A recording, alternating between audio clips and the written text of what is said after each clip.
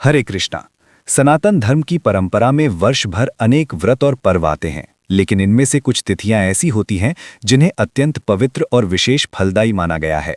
उन्हीं पवित्र तिथियों में एक अत्यंत महत्वपूर्ण तिथि है एकादशी। हमारे वेदों, पुराणों और धर्म ग्रंथों में एकादशी व्रत का बहुत अधिक महत्व बताया गया है। कहा जाता है कि यह तिथि स्वयं भगवान श्रीहरि विष्णु को अत्यंत प्रिय है। जो भी भक्त श्रद्धा और नियम के साथ इस दिन व्रत रखता है, वह भगवान की विशेष कृपा का पात्र बनता है। शास्त्रों में वर्णन मिलता है कि एकादशी का व्रत मनुष्य को सांसारिक बंधनों से मुक्त करने की क्षमता रखता है। इस व्रत का पालन करने से व्यक्ति के जीवन में संचित पाप धीरे धीरे समाप्त होने लगते हैं और मनुष्य आध्यात्मिक मार्ग की ओर अग्रसर होता है। इसीलिए सनातन धर्म में एकादशी को अत्यंत श्रेष्ठ और पुण्यदायी व्रत माना गया है। धार्मिक मान्यता यह भी है कि यदि कोई व्यक्ति पूरे वर्ष में आने वाले सभी व्रतों का पालन न कर सके, फिर भी यदि वह श्रद्धा के साथ एकादशी का व्रत करता है तो उसे अनेक व्रतों के समान पुण्य प्राप्त हो जाता है। इसी कारण से भक्तों के बीच एकादशी तिथि का विशेष महत्व है। वर्ष भर में कई प्रकार की एकादशियां आती हैं और प्रत्येक एकादशी का अपना अलग महत्व और फल बताया गया है। इन्हीं में से एक विशेष एकादशी है पाप मोचनी एकादशी। जैसा कि इसके नाम से ही स्पष्ट होता है, यह एकादशी मनुष्य के पापों को दूर करने वाली मानी गई है। मान्यता है कि इस दिन श्रद्धा और नियम पूर्वक भगवान विष्णु की उपासना करने से व्यक्ति के अनेक जन्मों के पाप भी नष्ट हो सकते हैं और जीवन में सुख, शांति और समृद्धि का मार्ग खुल सकता है। अब प्रश्न यह उठता है कि वर्ष 2026 में पाप मोचनी एकादशी कब आ रही है और इस दिन व्रत रखने का सही समय क्या रहेगा। हिंदू पंचांग के अनुसार यह एकादशी चैत्र मास के कृष्ण पक्ष में आती है। वर्ष 2026 में यह पावन व्रत 15 मार्च रविवार के दिन रखा जाएगा। पंचांग की गणना के अनुसार एकादशी तिथि का आरंभ 14 मार्च 2026 शनिवार के दिन सुबह 8:10 से हो रहा है और यह तिथि अगले दिन 15 मार्च 2026 रविवार को सुबह 9:16 तक रहेगी। यद्यपि तिथि का आरंभ 14 मार्च को हो रहा है, फिर भी व्रत रखने का निर्णय उदया तिथि के आधार पर किया जाता है। सनातन परंपरा के अनुसार जिस दिन सूर्योदय के समय एकादशी तिथि विद्यमान रहती है, उसी दिन व्रत रखा जाता है। इस वर्ष सूर्योदय के समय एकादशी तिथि 15 मार्च 2026 को प्राप्त हो रही है। इसीलिए भक्तजन पाप मोचनी एकादशी का व्रत 15 मार्च 2026 रविवार को ही रखेंगे। एकादशी व्रत के साथ साथ उसके पारण का समय भी उतना ही महत्वपूर्ण माना जाता है। पारण का अर्थ होता है व्रत को विधि पूर्वक समाप्त करना। धार्मिक नियमों के अनुसार एकादशी का व्रत द्वादशी तिथि में पारण करके पूर्ण किया जाता है। इस बार पाप मोचनी एकादशी का पारण 16 मार्च 2026 सोमवार के दिन किया जाएगा। पारण का शुभ समय सुबह 6:36 से लेकर 9:43 तक रहेगा। भक्तों को चाहिए कि वे इसी समयावधि के भीतर अपने व्रत का पारण करें ताकि व्रत का पूर्ण फल प्राप्त हो सके। पारण करते समय भगवान विष्णु का स्मरण करते हुए उन्हें धन्यवाद देना चाहिए और अपनी भक्ति अर्पित करनी चाहिए। एकादशी के दिन ब्रह्म मुहूर्त का विशेष महत्व होता है। ब्रह्म मुहूर्त वह पवित्र समय माना जाता है जब वातावरण अत्यंत शांत और सात्विक होता है और साधना तथा भक्ति के लिए सर्वोत्तम समय माना जाता है।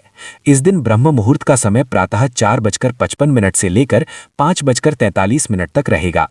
इस समय में स्नान करके भगवान श्री हरि का ध्यान करना और मंत्र जप करना अत्यंत शुभ माना जाता है। इसके बाद सूर्योदय का समय सुबह 6:31 रहेगा। सूर्योदय के पश्चात भगवान विष्णु की पूजा अर्चना करना और उन्हें फल, फूल तथा तुलसी अर्पित करना अत्यंत फलदायी माना जाता है। शाम के समय सूर्यास्त 6:29 पर होगा और संध्या काल में भी भगवान श्री कृष्ण या श्री हरि की भक्ति करना अत्यंत शुभ माना जाता है। एकादशी के दिन अन्य कई शुभ मुहूर्त भी बनते हैं जिनका धार्मिक कार्यों में विशेष महत्व होता है। इस दिन दोपहर के समय अभिजीत मुहूर्त भी रहेगा जो अत्यंत शुभ माना जाता है। इसके अतिरिक्त अमृतकाल और विजय मुहूर्त भी ऐसे समय माने जाते हैं जिनमें किए गए कार्यों को सफलता मिलने की संभावना अधिक होती है। हालांकि इस दिन राहु काल का समय भी रहेगा और राहु काल में किसी भी शुभ कार्य की शुरुआत करने से बचना चाहिए। इन सभी समयों का ध्यान रखते हुए यदि भक्त भगवान विष्णु की पूजा अर्चना करते हैं तो उन्हें विशेष पुण्य की प्राप्ति होती है। पापमोचनी एकादशी का धार्मिक महत्व अत्यंत गहरा माना गया है। पुराणों में वर्णन मिलता है कि इस व्रत को करने से मनुष्य के पूर्व जन्मों के पाप भी समाप्त हो सकते हैं। यह व्रत मनुष्य के मन को शुद्ध करता है और उसे धर्म तथा भक्ति के मार्ग पर आगे बढ़ने की प्रेरणा देता है। इसलिए इस दिन भक्तों को केवल उपवास ही नहीं करना चाहिए, बल्कि भगवान विष्णु का स्मरण, भजन कीर्तन और धार्मिक ग्रंथों का पाठ भी करना चाहिए। ऐसा करने से मन को शांति मिलती है और जीवन में सकारात्मक ऊर्जा का संचार होता है। पापमोचनी एकादशी के अगले दिन एक और महत्वपूर्ण व्रत आने वाला है, जिसे सोम प्रदोष व्रत कहा जाता है। जब प्रदोष व्रत सोमवार के दिन पड़ता है तो उसे सोम प्रदोष कहा जाता है और यह भगवान शिव की उपासना के लिए अत्यंत शुभ माना जाता है। कई भक्त ऐसे होते हैं जो एकादशी व्रत के साथ साथ प्रदोष व्रत भी करते हैं। ऐसे भक्तों के मन में यह प्रश्न आता है कि जब दोनों व्रत एक साथ आएं तो पारण कैसे किया जाए। धार्मिक नियमों के अनुसार भक्त एकादशी के पारण के समय बहुत ही हल्के रूप में व्रत समाप्त कर सकते हैं। वे चावल के एक दाने या जल ग्रहण करके पारण कर सकते हैं और इसके बाद अपने प्रदोष व्रत को जारी रख सकते हैं। इस प्रकार वे दोनों व्रतों का पालन कर सकते हैं। धार्मिक ग्रंथों में बताया गया है कि पापमोचनी एकादशी अपने नाम के अनुसार ही मनुष्य के पापों का नाश करने वाली मानी जाती है। कहा जाता है कि जो व्यक्ति सच्चे मन से भगवान विष्णु का स्मरण करते हुए इस व्रत का पालन करता है, उसके जीवन में सकारात्मक परिवर्तन आने लगते हैं। उसके मन से नकारात्मक विचार दूर होते हैं और जीवन में शांति और संतुलन स्थापित होता है। यही कारण है कि भक्तजन इस एकादशी का व्रत अत्यंत श्रद्धा और विश्वास के साथ रखते हैं। अंत में यही कहा जा सकता है कि पापमोचनी एकादशी केवल एक धार्मिक तिथि ही नहीं, बल्कि आत्मशुद्धि और आध्यात्मिक उन्नति का अवसर भी है।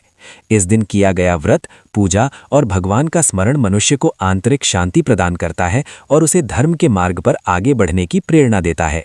इसलिए प्रत्येक श्रद्धालु को इस पावन तिथि का महत्व समझते हुए नियम पूर्वक व्रत करना चाहिए और भगवान श्री हरि से अपने जीवन में सद्बुद्धि, शांति और भक्ति की प्रार्थना करनी चाहिए। अब आगे इस पवित्र व्रत से जुड़े अन्य महत्वपूर्ण समयों और आध्यात्मिक पहलुओं को समझते हैं, ताकि जो भी श्रद्धालु इस व्रत का पालन करना चाहते हैं वे पूरे नियम और सही समय के साथ इसे कर सकें।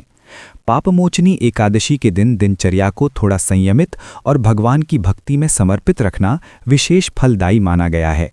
प्रातःकाल का समय विशेष रूप से साधना और पूजा के लिए श्रेष्ठ बताया गया है। इस दिन ब्रह्म मुहूर्त का समय लगभग प्रातः 4:55 से लेकर 5:43 तक रहेगा। ये वो समय होता है जब वातावरण अत्यंत शांत और पवित्र माना जाता है और इस समय भगवान का स्मरण, जप, ध्यान या पूजा करने से मनुष्य को विशेष आध्यात्मिक ऊर्जा प्राप्त होती है। इसके बाद सूर्योदय का समय प्रातः 6:31 के आसपास रहेगा। सूर्योदय के पश्चात भी भक्त भगवान श्री हरि की पूजा, मंत्र जप, भजन और कीर्तन के माध्यम से पूरे दिन को भक्तिमय बना सकते हैं। यदि विशेष पूजा के समय की बात करें तो प्रातःकाल में भगवान की आराधना का उत्तम समय लगभग सुबह 5:19 से लेकर 6:31 के बीच माना जा सकता है।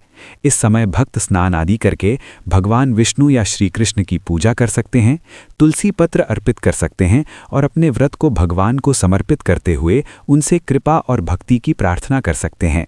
संध्या समय भी भगवान की पूजा के लिए अत्यंत पवित्र माना जाता है। इस दिन संध्या काल में लगभग शाम 6:29 से लेकर 7:41 के बीच भगवान श्री कृष्ण की पूजा, दीपदान, आरती और भजन करना अत्यंत शुभ माना गया है। दिन के मध्य में अभिजीत मुहूर्त भी अत्यंत शुभ माना जाता है और इस दिन अभिजीत मुहूर्त लगभग दोपहर 12:06 से लेकर 12:54 तक रहेगा। ये समय विशेष रूप से किसी शुभ कार्य के लिए अनुकूल माना जाता है। इसी प्रकार इस दिन विजय मुहूर्त दोपहर 2:30 से लेकर 3:18 के बीच रहेगा और अमृत काल का समय शाम 7:03 से लेकर 8:43 तक बताया गया है। वहीं राहु काल का समय लगभग शाम 5 बजे से लेकर 6:29 तक रहेगा और इस अवधि में किसी भी नए या शुभ कार्य की शुरुआत करना सामान्यतः उचित नहीं माना जाता। ज्योतिषीय दृष्टि से देखा जाए तो इस एकादशी के आसपास कुछ विशेष योग भी बन रहे हैं जो इस दिन के महत्व को और बढ़ा देते हैं। इस अवधि में द्विपुष्कर योग का निर्माण भी बताया गया है, जो अगले दिन 16 मार्च को प्रातः लगभग 5:56 से लेकर 6:30 तक रहेगा। इसके अतिरिक्त इसी समय के आसपास मीन संक्रांति का भी संयोग बताया जाता है, जिससे ये अवधि और भी अधिक आध्यात्मिक महत्व प्राप्त कर लेती है। इस बार एक विशेष स्थिति ये भी बन रही है कि एकादशी के अगले दिन अर्थात 16 मार्च को सोम प्रदोष व्रत भी पड़ रहा है। कई श्रद्धालु ऐसे होते हैं जो एकादशी के साथ साथ प्रदोष व्रत का भी पालन करते हैं। ऐसे में उनके मन में ये प्रश्न आता है कि जब एकादशी के अगले दिन प्रदोष व्रत भी हो तो पारण किस प्रकार किया जाए और प्रदोष व्रत को कैसे जारी रखा जाए। इसका समाधान बहुत सरल बताया गया है। एकादशी के अगले दिन जो पारण का समय निर्धारित होता है, उसी समय में शास्त्रों के अनुसार व्रत का समापन करना चाहिए। भक्त को सबसे पहले भगवान के समक्ष प्रार्थना करनी चाहिए, अपने व्रत को भगवान श्री हरि को समर्पित करना चाहिए और उनसे भक्ति तथा सद्बुद्धि की कामना करनी चाहिए। इसके बाद अपनी क्षमता के अनुसार दान करना, ब्राह्मण या किसी योग्य वैष्णव को अन्न या दक्षिणा देना भी अत्यंत पुण्यदायक माना गया है। जब पारण करने का समय आए और यदि उसी दिन प्रदोष व्रत भी रखना हो तो उस स्थिति में बहुत कम मात्रा में अन्न ग्रहण करके भी पारण किया जा सकता है। परंपरा में ये बताया गया है कि यदि कोई भक्त प्रदोष व्रत को जारी रखना चाहता है तो वो एक चावल का दाना लेकर भी अपने एकादशी व्रत का पारण कर सकता है और उसके बाद पुनः प्रदोष व्रत को जारी रख सकता है। इस प्रकार दोनों व्रतों का पालन भी हो जाता है और शास्त्रीय नियमों का उल्लंघन भी नहीं होता। इस वर्ष जब प्रदोष व्रत सोमवार के दिन आ रहा है तो इसे सोम प्रदोष व्रत के नाम से भी जाना जाएगा और इसका भी अपना अलग महत्व बताया गया है। पापमोचनी एकादशी का महत्व अत्यंत गहरा बताया गया है। धर्म ग्रंथों में वर्णन मिलता है कि ये एकादशी मनुष्य के जीवन में संचित पापों को नष्ट करने वाली मानी जाती है। ये केवल वर्तमान जीवन ही नहीं बल्कि पूर्व जन्मों के कर्मों के प्रभाव को भी कम करने वाली बताई गई है। इसलिए जो भी व्यक्ति इस व्रत को श्रद्धा, संयम और नियम के साथ करता है उसे आध्यात्मिक शांति, मानसिक संतुलन और भगवान की कृपा प्राप्त होती है। भक्त इस दिन भगवान विष्णु या श्री कृष्ण का नाम स्मरण करते हैं, हरि नाम का जप करते हैं, कथा सुनते हैं और पूरे दिन को भक्ति में व्यतीत करने का प्रयास करते हैं। ऐसा करने से मन शुद्ध होता है और जीवन में सकारात्मकता आती है। यदि आप भी इस पवित्र पापमोचनी एकादशी व्रत की संपूर्ण विधि, इसके नियम, पूजन की प्रक्रिया और इससे जुड़ी पौराणिक कथा के विषय में विस्तार से जानना चाहते हैं तो हमें नीचे कमेंट में अवश्य बताइए। आपकी इच्छा होने पर हम इस विषय पर भी एक विशेष वीडियो आपके लिए लेकर आएंगे जिसमें इस व्रत की पूरी विधि और कथा को विस्तार से बताया जाएगा। इसी के साथ आज की इस जानकारी को यहीं विराम देते हैं। यदि ये जानकारी आपको उपयोगी लगी हो तो इसे अधिक से अधिक लोगों तक अवश्य पहुंचाइए। इस वीडियो को लाइक कीजिए और अपने मित्रों व परिवार के साथ साझा कीजिए ताकि वे भी इस वर्ष आने वाली पापमोचनी एकादशी के विषय में सही और पूर्ण जानकारी प्राप्त कर सकें। और यदि आप वेदों, शास्त्रों और पुराणों से जुड़ी प्रामाणिक कथाएं और आध्यात्मिक जानकारी सुनना पसंद करते हैं तो अपने इस प्रिय चैनल उपदेशकम को सब्सक्राइब करके अवश्य रखें। यहाँ आपको धर्म ग्रंथों पर आधारित ज्ञान और कथाएं सरल भाषा में सुनने को मिलती रहेंगी। हरे कृष्ण।